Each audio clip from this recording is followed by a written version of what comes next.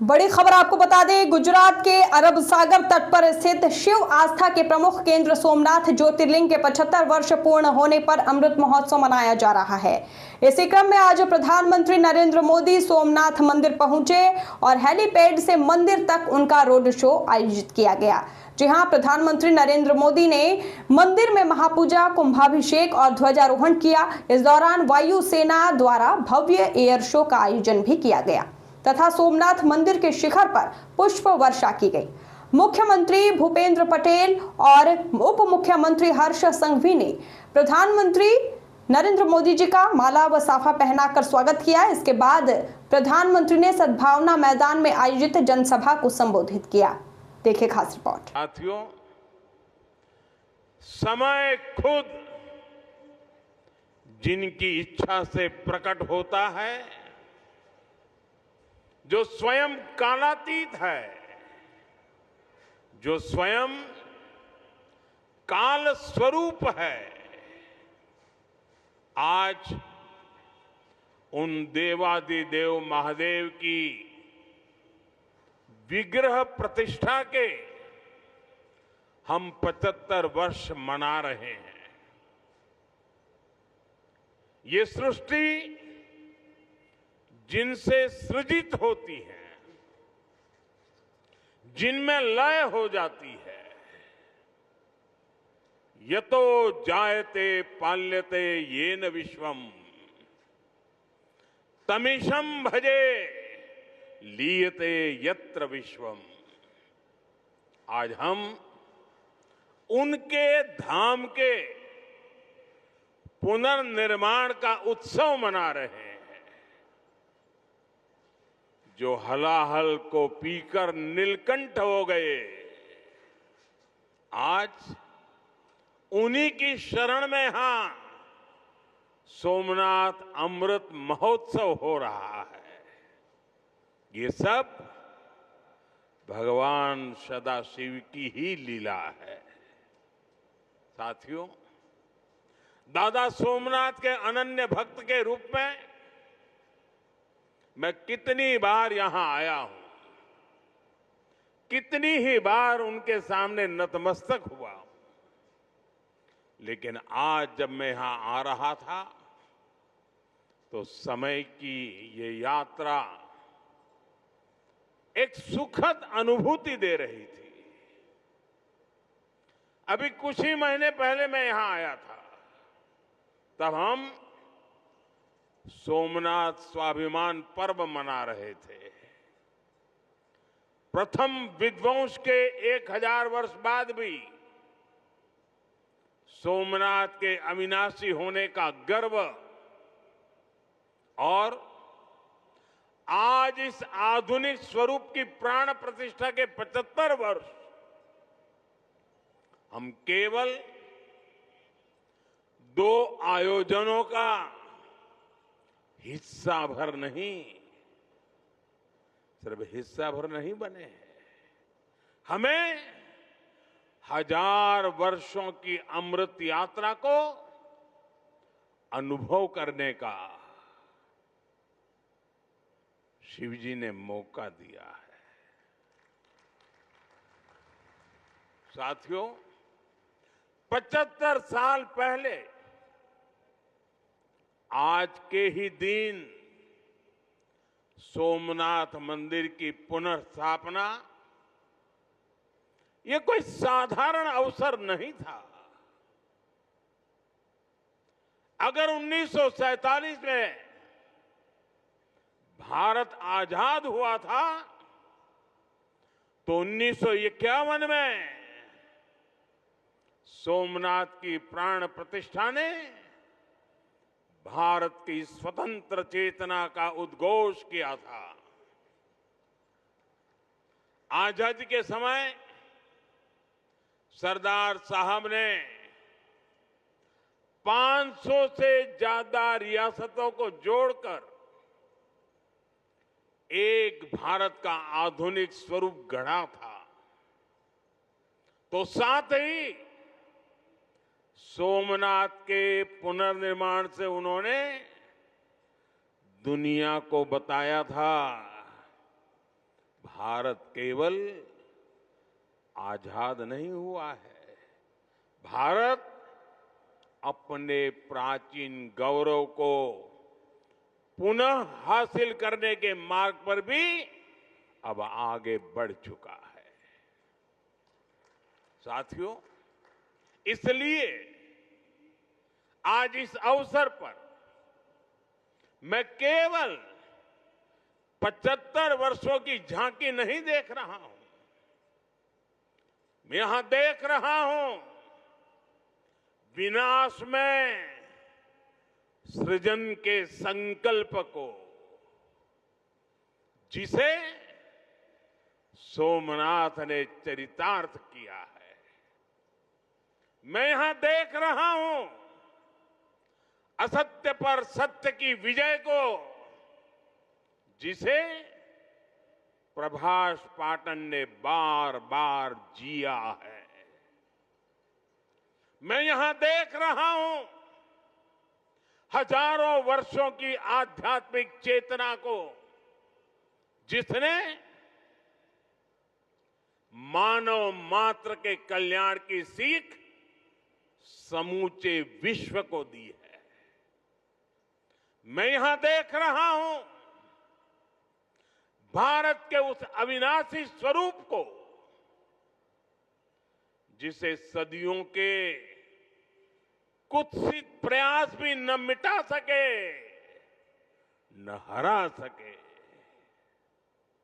और मैं यहां देख रहा हूं सोमनाथ का अमृत महोत्सव, ये केवल अतीत का उत्सव नहीं है, ये अगले 1000 वर्षों के लिए भारत की प्रेरणा का महोत्सव भी है। मैं सभी देशवासियों को दादा सोमनाथ के कोटि कोटि भक्तों को इस महोत्सव की बहुत बहुत बधाई देता हूं।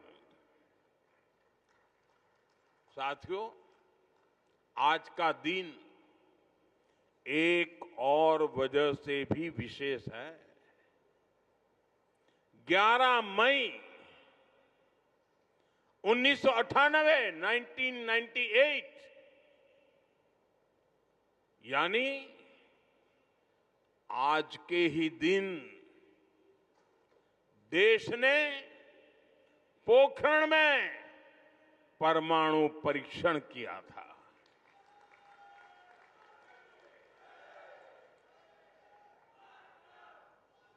देश ने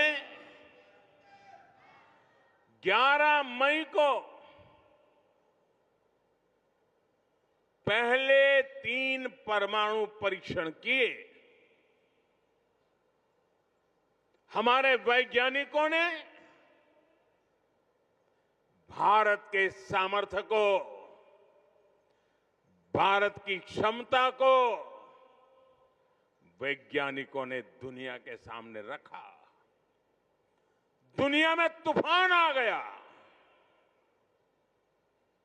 भारत, उसकी ये हैसियत, ये कौन होता है भारत जो परमाणु परीक्षण करे? और दुनिया की आंखें लाल हो गई। दुनिया भर की शक्तियां सोचने के लिए मैदान में उतरी। अनेक प्रकार के बंधन लग गए। आर्थिक संकट की संभावनाओं के रास्ते सारे के सारे बंद कर दिए गए। कोई भी हिल जाता। बड़ी बड़ी शक्तियां इतना बड़ा तो आगे के रास्ते दिखते नहीं है। लेकिन हम कोई और मिट्टी के बने हुए हैं। 11 मई के बाद दुनिया हम पर टूट पड़ी थी। 11 मई को वैज्ञानिकों ने अपना काम कर लिया था, लेकिन 13 मई को फिर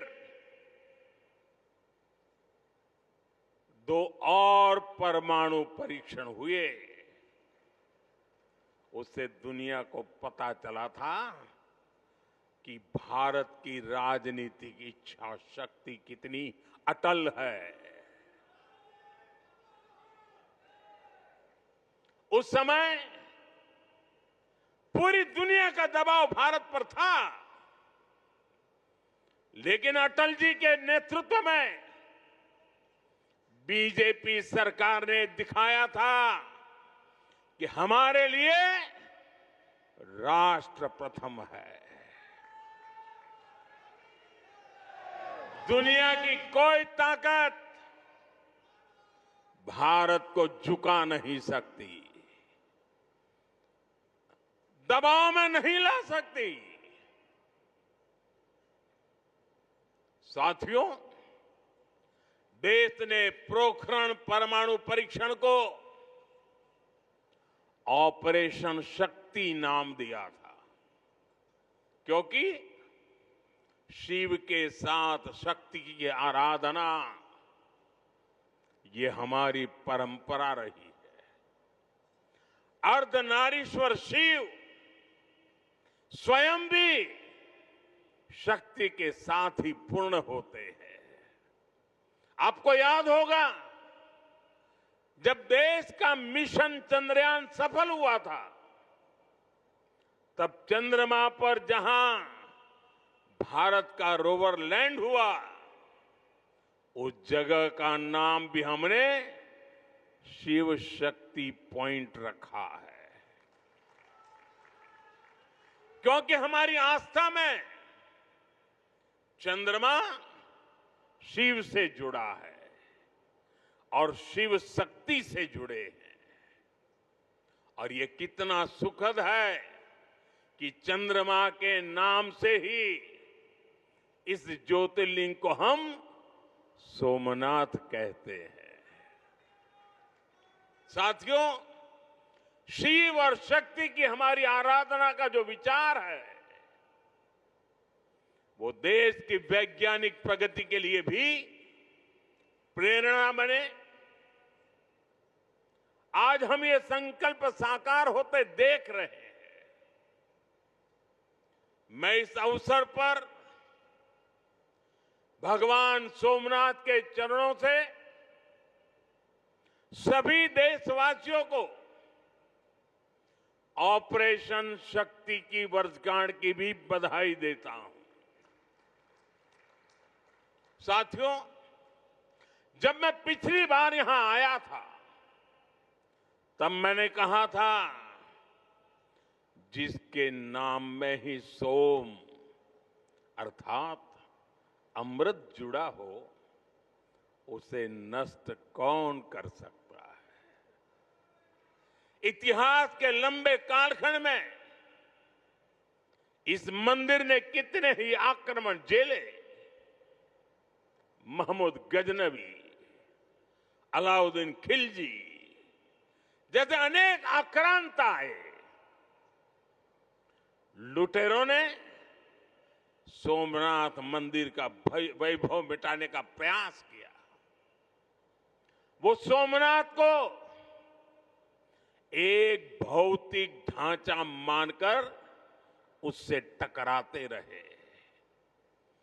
बार बार इस मंदिर को, इस ढांचे को तोड़ा गया और ये बार बार बनता रहा, हर बार उठ खड़ा होता रहा, क्योंकि तोड़ने वालों को मालूम नहीं था हमारे राष्ट्र का